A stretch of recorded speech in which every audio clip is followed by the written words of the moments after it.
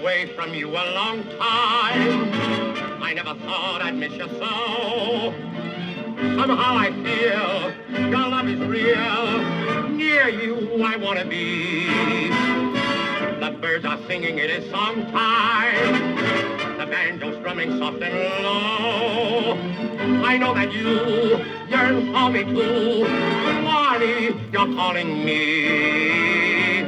Swanee, how I love you, my dear old Swanee. I'd give the world to be among the folks in DIX. I even know my mammy's waiting for me, praying for me down by the Swanee. The folks up north won't see me no more when I get to that Swanee shore.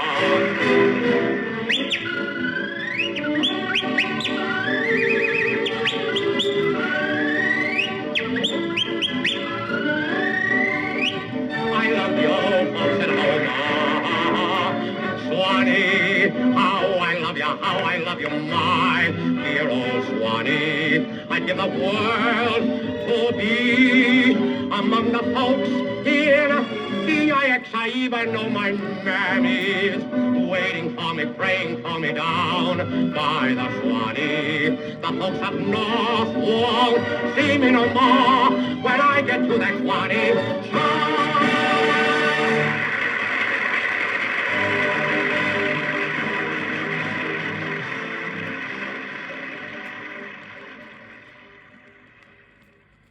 I am suing you for $150,000. How's that? What? I said that I am suing you for $150,000. You mean because you fell on our steps, Mr. Whiteside? Thomas E. Dewey will explain it to you in court. Why are you standing there like the kiss of death? But, Jenny... Made from your own foot, I have no doubt. Oh. And now, Mrs. Stanley, there are a few small matters to take up with you. Since this corner druggist at my elbow tells me that I shall be confined to this moldy mortuary for at least another 10 days, due entirely to your stupidity and negligence, I shall have to carry on my activities as best I can. I shall require the exclusive use of this room, as well as that drafty sewer which you call the library. I want no one to come in or out while I am in this room. What do you mean, sir? But we have to go up those stairs to get to our rooms, Mr. Whiteside. Isn't there a back entrance? Why, yes. Well, then use that. I shall also require a room for my secretary, Miss Cutler. Let me see, there'll be a great many incoming and outgoing calls, so please do not use the telephone. I sleep until noon and must have quiet throughout the house until that hour. There'll be 5 for lunch today. Where's the cook? Mr. Whiteside, if I may interrupt. You may not, sir. You take your clammy hand off my chair. You have the touch of a love-starved cobra. And now will you all leave quietly, or must I ask Miss Cutler to pass among you with a baseball bat? Now, look here, Mr. Whiteside. There is nothing to discuss, sir. Considering the damage that I've suffered at your hands, I'm asking very little. Good day.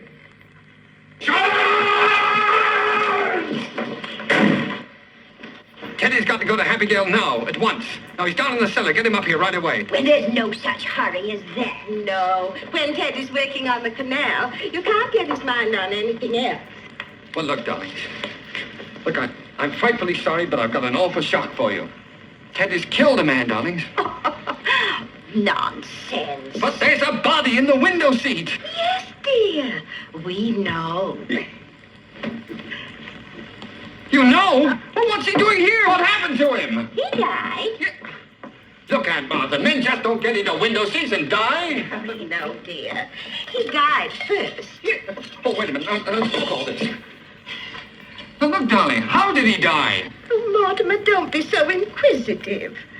The gentleman died because he drank some wine with poison in it. Well, how did the poison get in the wine?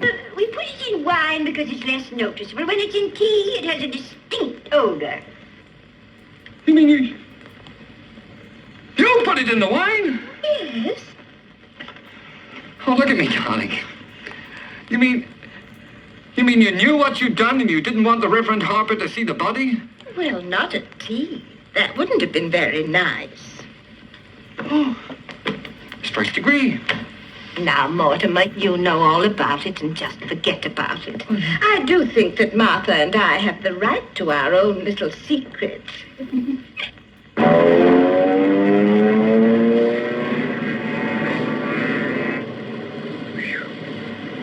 that one was too close. You still feel you're flying on your own, Scotty? No, Mike, that was pure luck. You gotta have that, too. I've always had plenty. It'll probably run out someday. No, it won't. Not if you believe in it. You know, I knew another pilot, an RAF boy down Burma way. He'd been through all the horror of the Blitz in England and that nightmare at Rangoon. He's dead now, but before he checked out Scotty, he put into words, simple, beautiful words, something you and every man who flies should feel. Would you like to hear it? I would. Well, they who had scorned the thought of any strength except their own to lean on learned at length how fear can sabotage the bravest heart. And human weakness answering to the prod of terror calls, "Help us, O God." Then silence lets the silent voice be heard, bringing its message like a spoken word. Believe. Believe in me. Cast out your fear. Oh, I'm not up there beyond the sky, but here, right here in your heart. I am the strength you seek. Believe.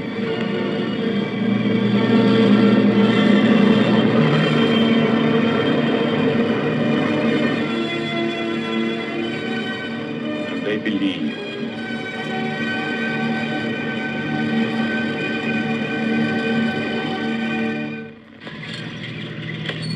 Pleasure, Burr.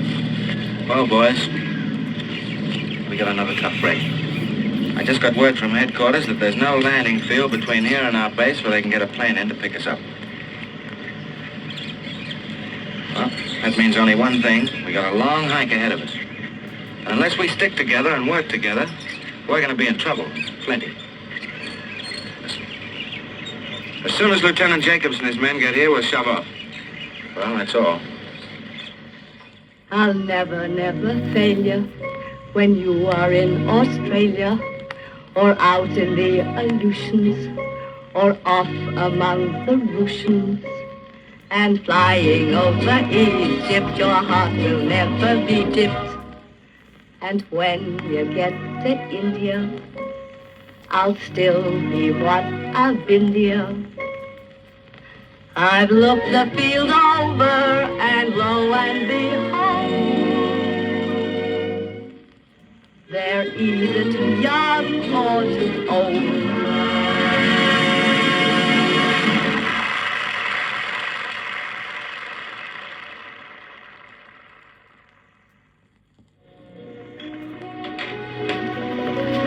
Good afternoon.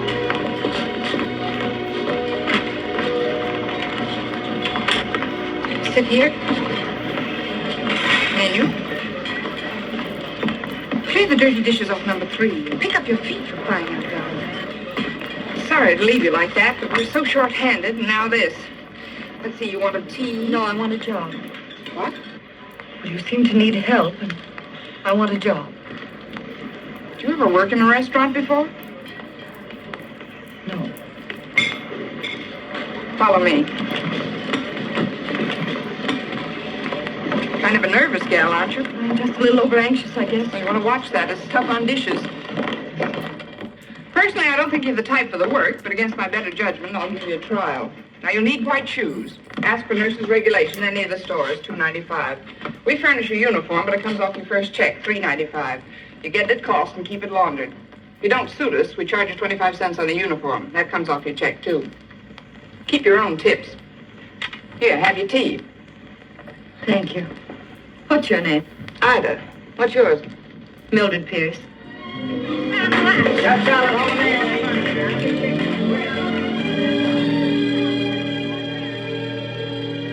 What's the matter? I want you to do me a favor.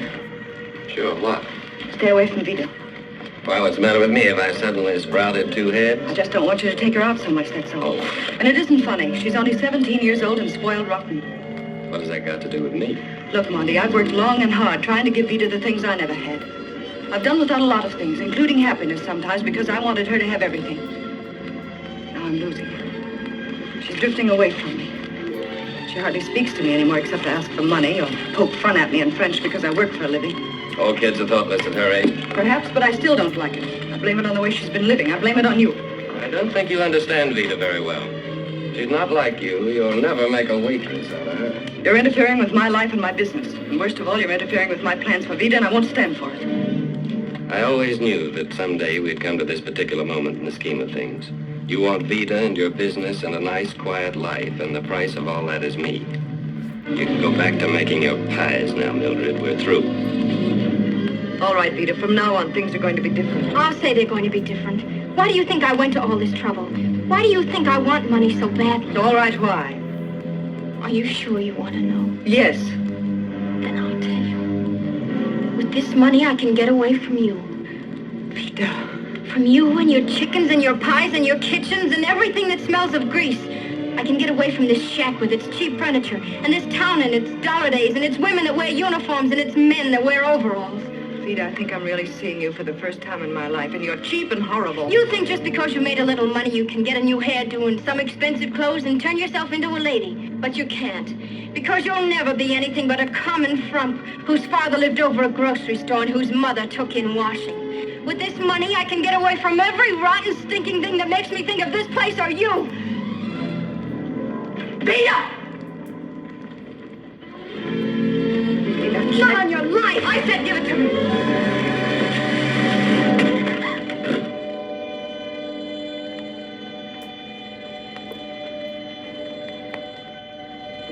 Get out, Vita. Get your things out of this house right now before I throw them into the street and you with them. Get out before I kill you.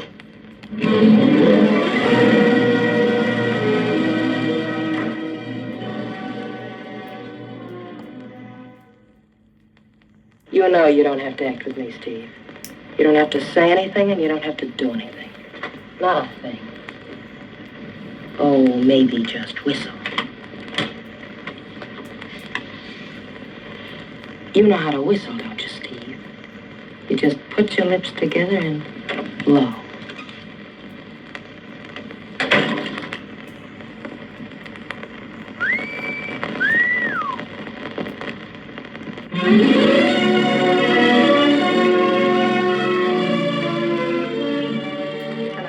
Oh, yeah, I'm looking for a good mystery on something off the beaten track, like the Maltese Falcon. Well, that was a fascinating story.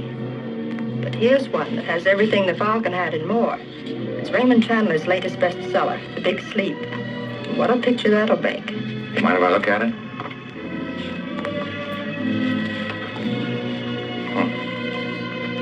Sometimes I wonder what strange fate brought me out of the storm to that house that stood alone in the shadows.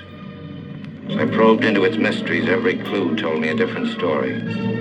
But each had the same ending, murder. Every instinct warned me to beware that something more dangerous, more deadly than I'd ever known before was in that room. And suddenly,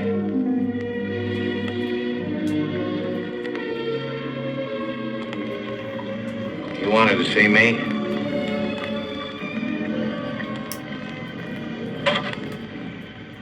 So you're a private detective. I didn't know they existed except in books, or else they were greasy little men snooping around hotel corridors. Oh, you're a mess, aren't you? I'm not very tall either. Next time I'll come on stilts, wear a white tie, and carry a tennis racket. I doubt if even that would help.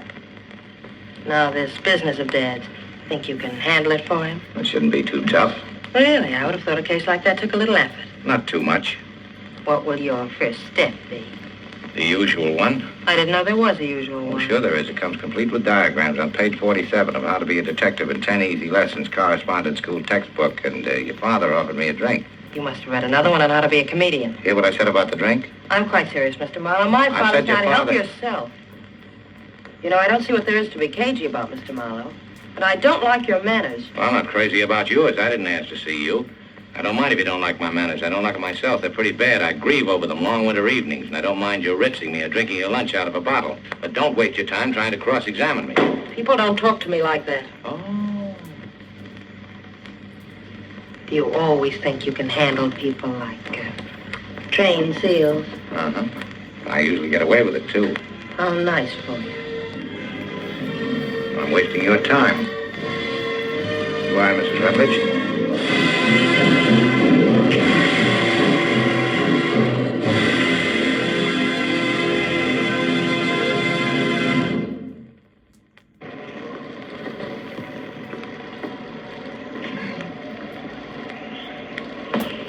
thing I can't stand is that Dama's drunk. But I mean, they turn my stomach. No good to themselves or anybody else. She's got the shakes, see?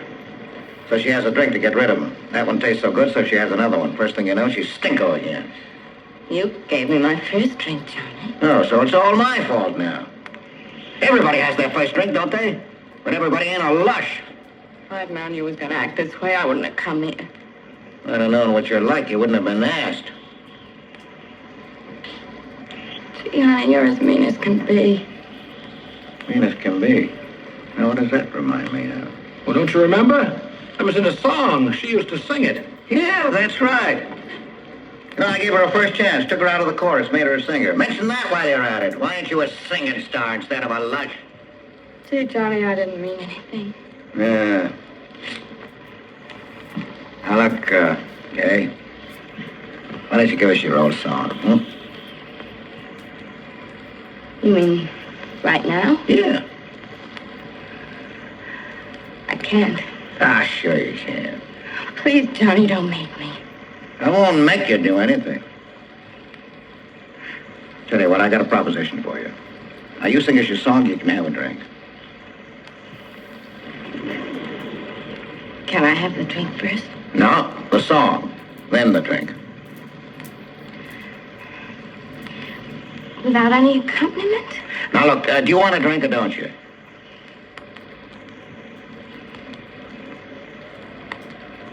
All right.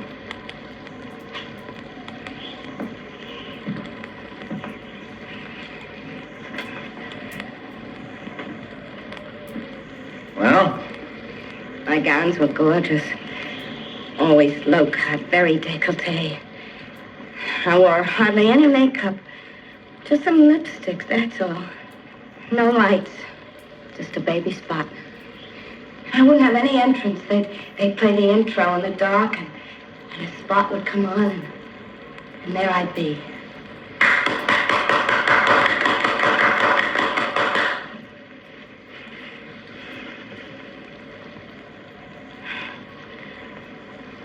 Well, go ahead, sing.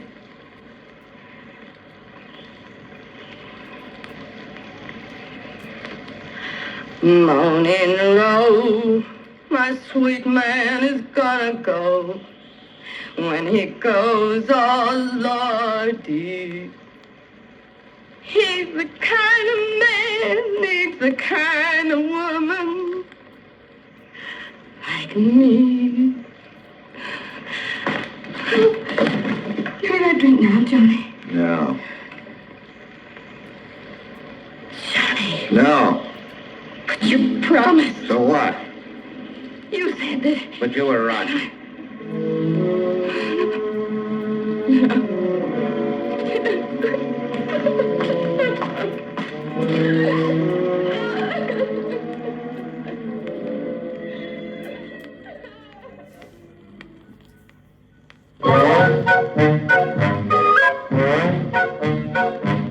I wanna be a cowboy in the good old movies, Cucamonga.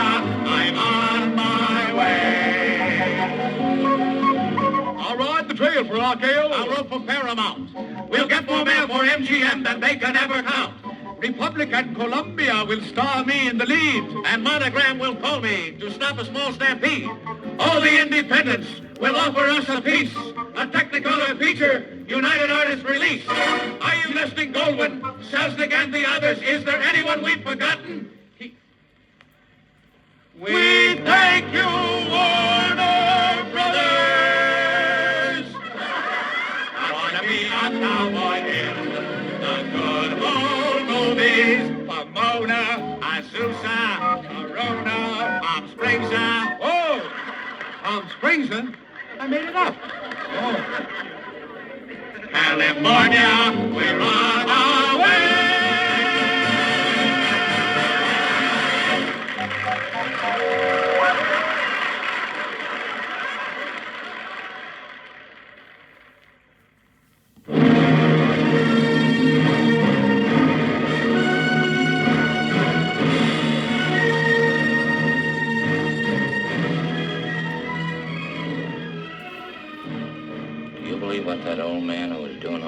talking that the Oso Negro said the other night about gold changing a man's soul so he ain't the same kind of a guy as he was before finding it?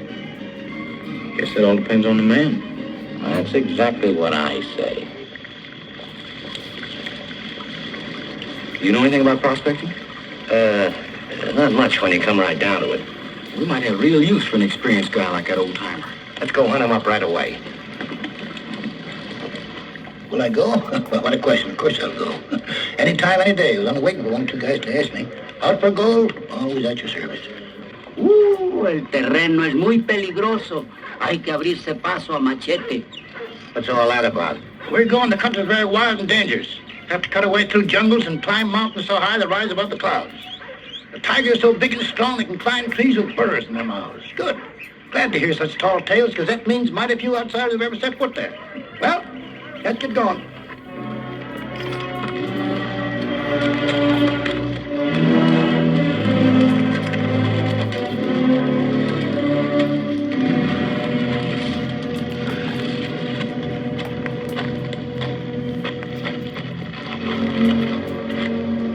You know what I'm thinking? I'm thinking we ought to give up. Leave the whole outfit. Everything behind and go back to civilization. What's that you say? Go back?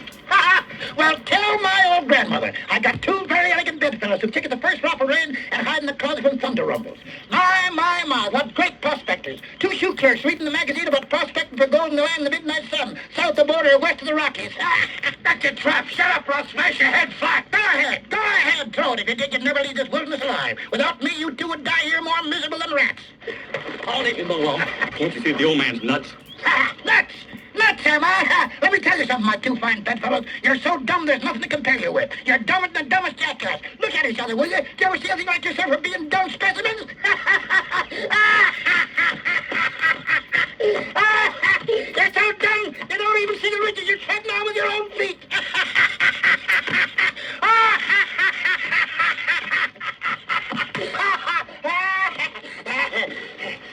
Yeah, don't expect to find nuggets of molten gold. It's rich, but not that rich. And here ain't the place to dig. It comes from someplace further up. Up there. Up there's where we got to go. Up there.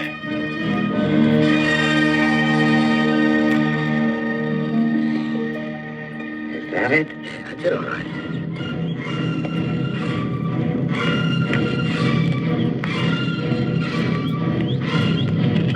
Vengan acá todos. Vengan a ver esta palomita que me encontré en su nido. Está echadita. Oiga, señor, we are federales. You know, the mounted police. If you're the police, where are your badges? Badges? We ain't got no badges. We don't need no badges. I don't have to show you any stinking badges. Better not come any closer. No sea tonto, hombre. We didn't try to do you any harm. Why don't you try to be a little more polite?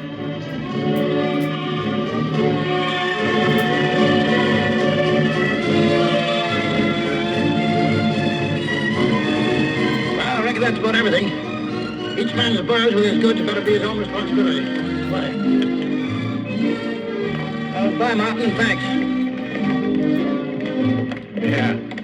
Thanks, Mountain. Thanks.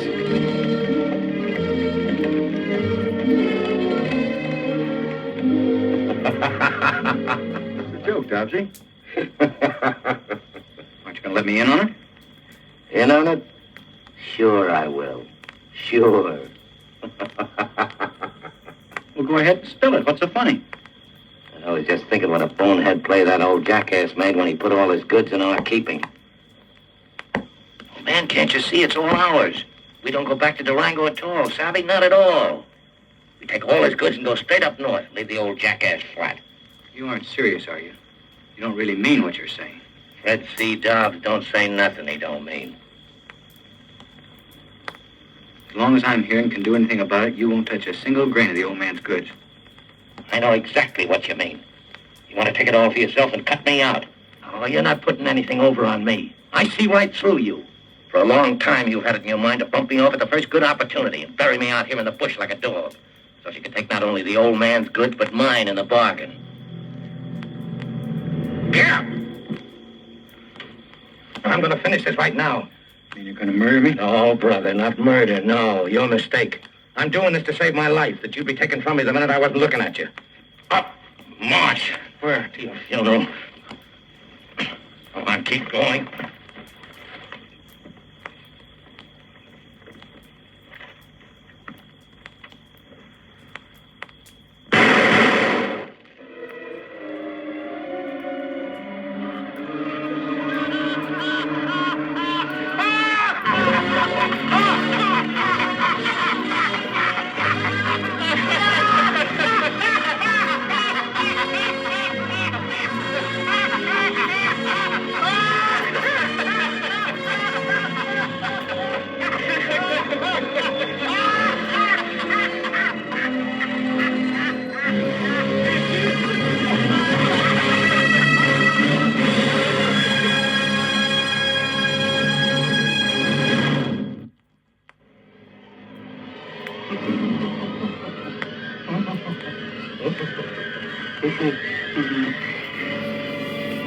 They think they've got Cody Jarrett.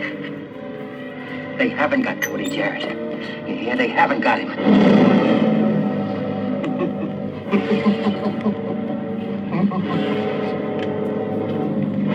You might as well come down, Jarrett.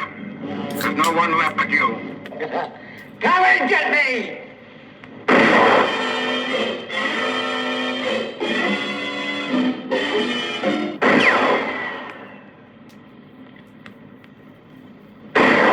What's holding him up?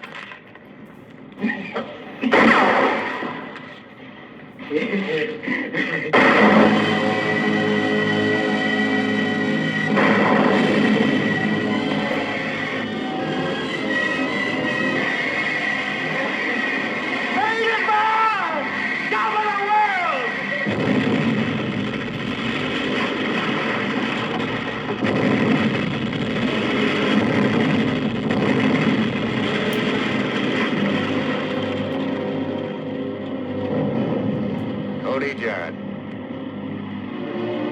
He finally got to the top of the world. I flew right up in his face.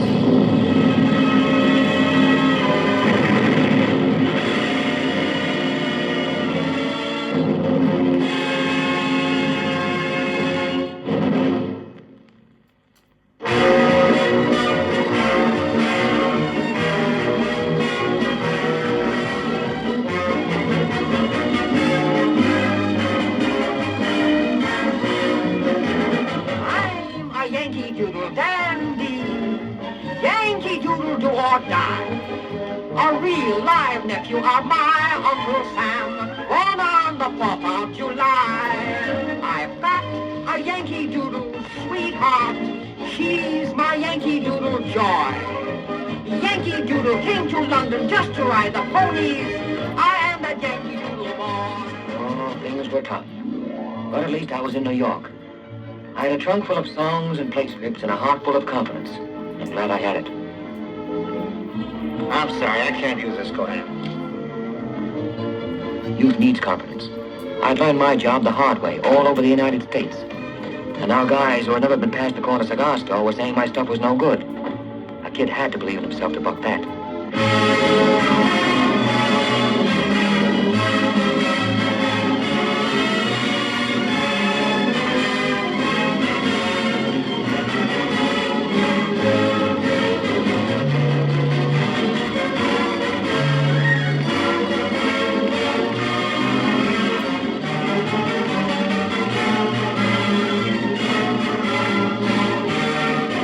All aboard, we'll soon be sailing for the city of old New York. Broadway lights, a million dancing lights, thrilling sights everywhere you walk. Run and round, we're bidding you adieu. See, we hate to say goodbye to you. All aboard, goodbye to London town, hello to old Broadway.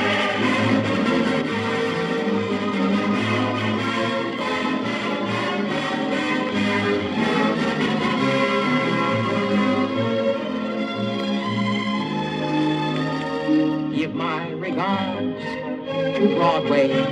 Remember me to Herald Square. tell all the gang at 42nd Street, and I will soon be there. Whisper of how I'm yearning to mingle with that old-time throng. Give my regards to old Broadway and say that I'll be there ere long. We'll give your regards to Broadway. Remember you to Harold Square. We'll tell all the gang at 42nd Street that you will soon be there. We'll whisper of how you're yearning to mingle with the old-time throng. We'll give your regards to old Broadway and say that you'll be there.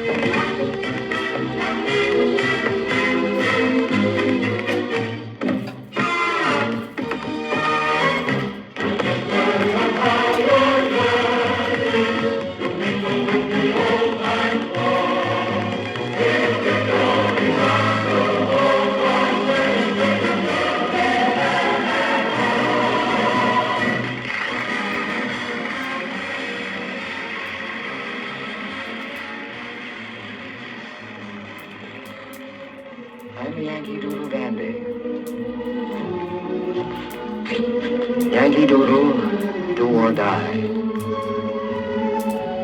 Yankee Doodle came to London just to ride the ponies. I am that Yankee Doodle.